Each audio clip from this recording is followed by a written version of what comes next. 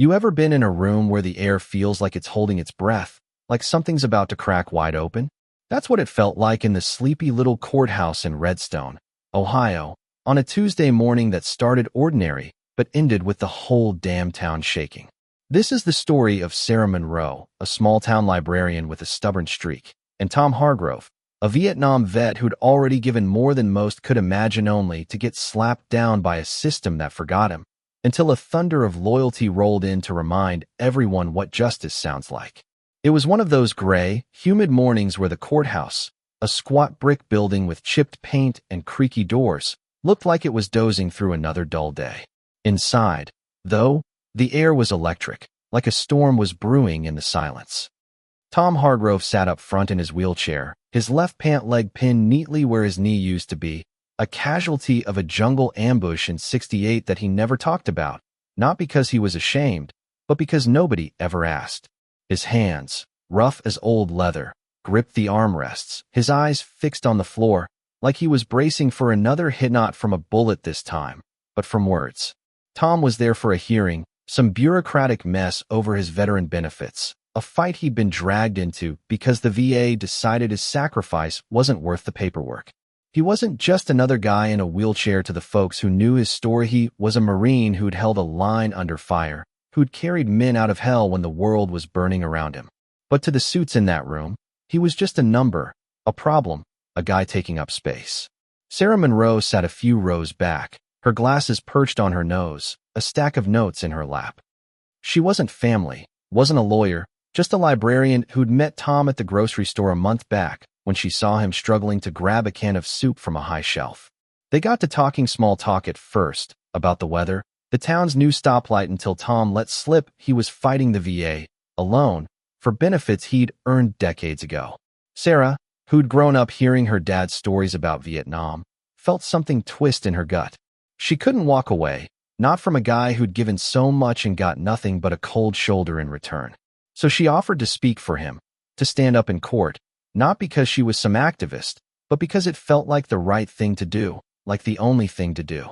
The judge, Clarence Wheeler, swept into the room like he owned it, his black robe flapping, his jowls quivering as he settled behind the bench.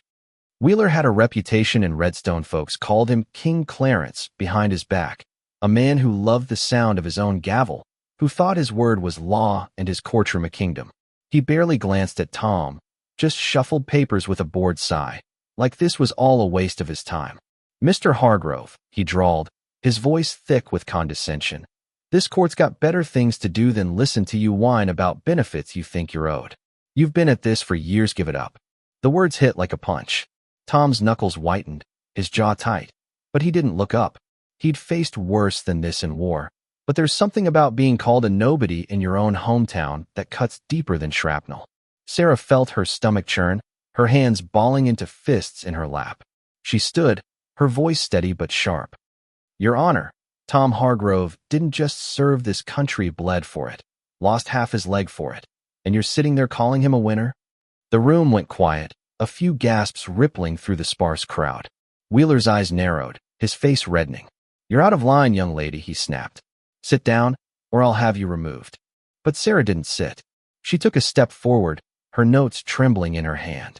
He deserves respect, not this. This dismissal. Wheeler wasn't having it. He slammed his gavel, the crack echoing like a gunshot. "Enough. Bailiffs, get her out in him too." 2 bailiffs, big guys with buzz cuts and no patience, moved fast. One grabbed the handles of Tom's wheelchair, yanking it back so hard it nearly tipped. Tom reached out, trying to steady himself, his face twisting with panic. The other bailiff raised his baton, the wood gleaming under the fluorescent lights, ready to swing. Sarah didn't think she just moved, throwing herself between Tom and the blow. The baton cracked across her shoulder, pain exploding like fire, but she didn't budge, her arms spread wide, shielding Tom like a wall. "You will not touch him," she shouted, her voice raw, defiant, cutting through the chaos. The courtroom erupted, people shouting, phones coming out, cameras flashing. Tom grabbed at Sarah's arm, his voice hoarse. "Sarah, don't do this." But she held her ground, staring down the bailiff, whose baton hung frozen in the air, his eyes wide with shock. Wheeler pounded his gavel, screaming for order, but nobody was listening. The moment was already out of his hands.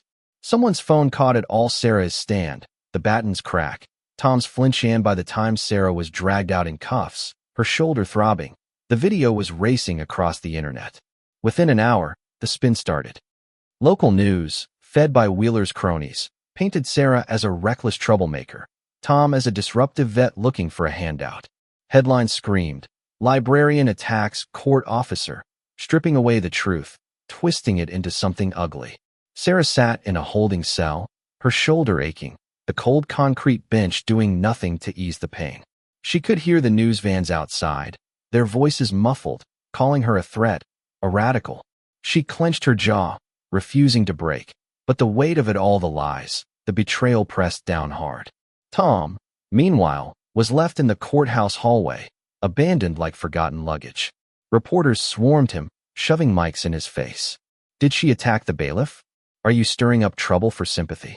Tom gripped his wheelchair, his voice barely a whisper. I just wanted what I earned.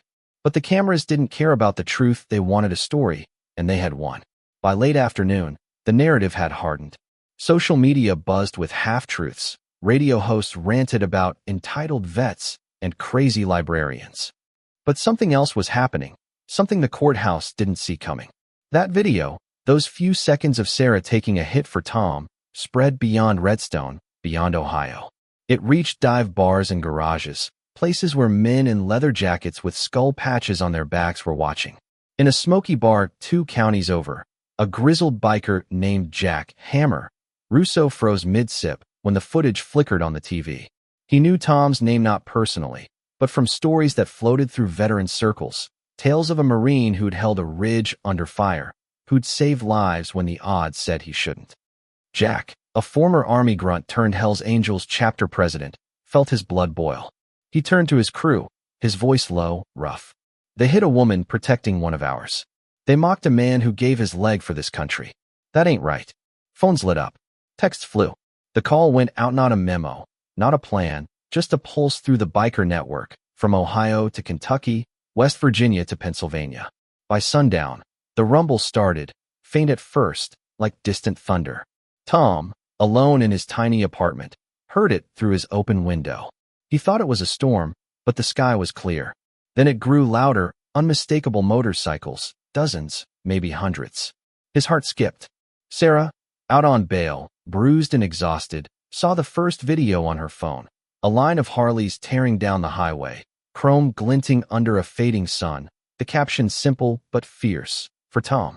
For Sarah. For what's right. The next morning, Redstone wasn't the same. The courthouse square was a sea of leather and steel, bikes lined up in rows, engines idling, shaking the ground.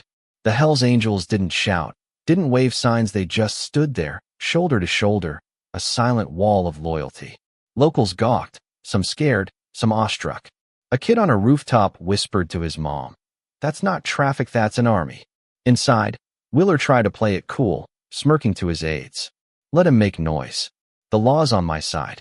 But his hands shook as he shuffled papers, the low growl outside creeping into his bones. Sarah got a summons that morning back to court, more charges, the system doubling down. She called Tom, her voice tight. They're not done with us. Tom didn't hesitate. Then I'm coming too. You didn't stand alone yesterday, and I won't let you now. By noon, the courthouse was a fortress under siege, not by fists, but by presence. 300 bikes, maybe more, surrounded it, their engines a constant hum, like a heartbeat that wouldn't quit. Sarah walked toward the steps, her shoulders screaming with every step, but she held her head high.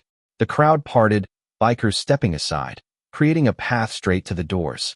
Tom followed, his neighbor pushing his chair until 2 angels stepped in, taking the handles with a nod, guiding him through like he was royalty.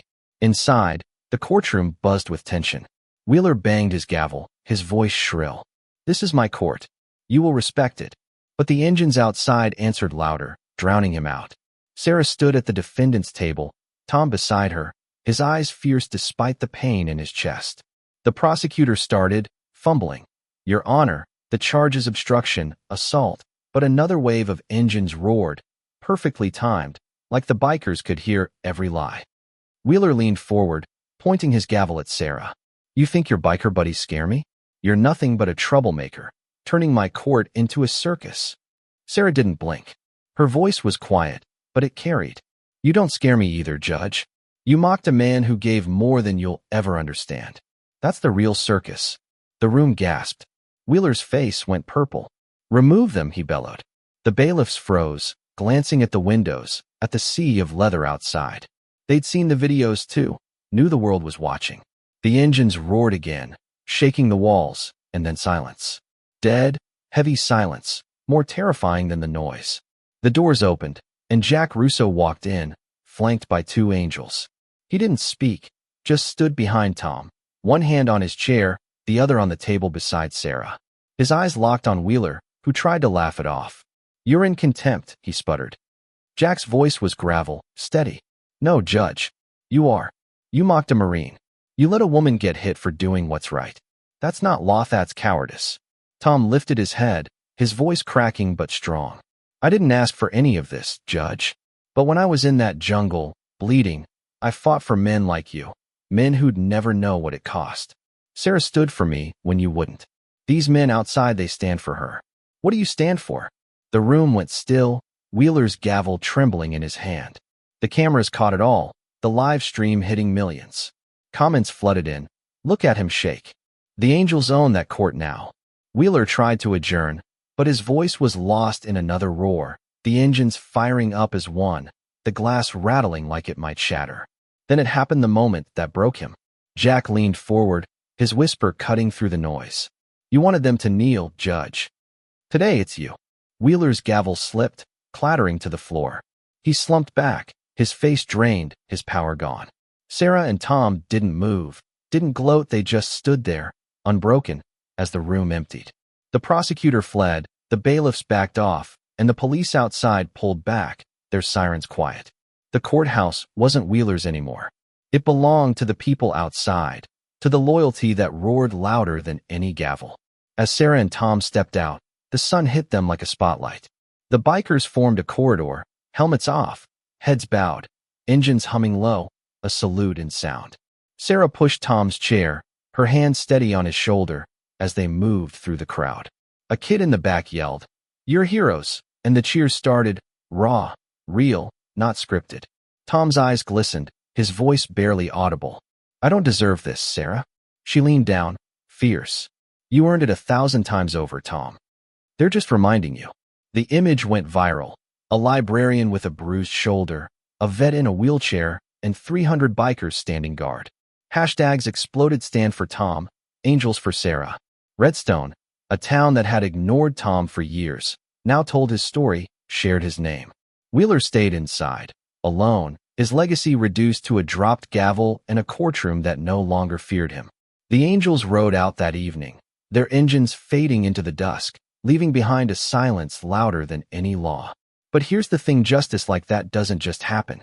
It starts with one person refusing to look away, one act of courage that lights a spark. Sarah didn't plan to be a hero. She just couldn't let Tom face that room alone. Tom didn't call the angels. They came because loyalty doesn't need an invitation. And Wheeler, he's still out there, probably still banging that gavel somewhere. But he'll never outrun the day his power crumbled under the weight of a few hundred engines. So what do you think? Does loyalty like that still exist? Can one person standing up really change the game? Or is the system too big to break? Drop a comment, tell me what you'd have done in that courtroom, and share this story if it hit you as hard as it hit me. Subscribe, because there's always another tale like this, waiting to remind us what courage sounds like.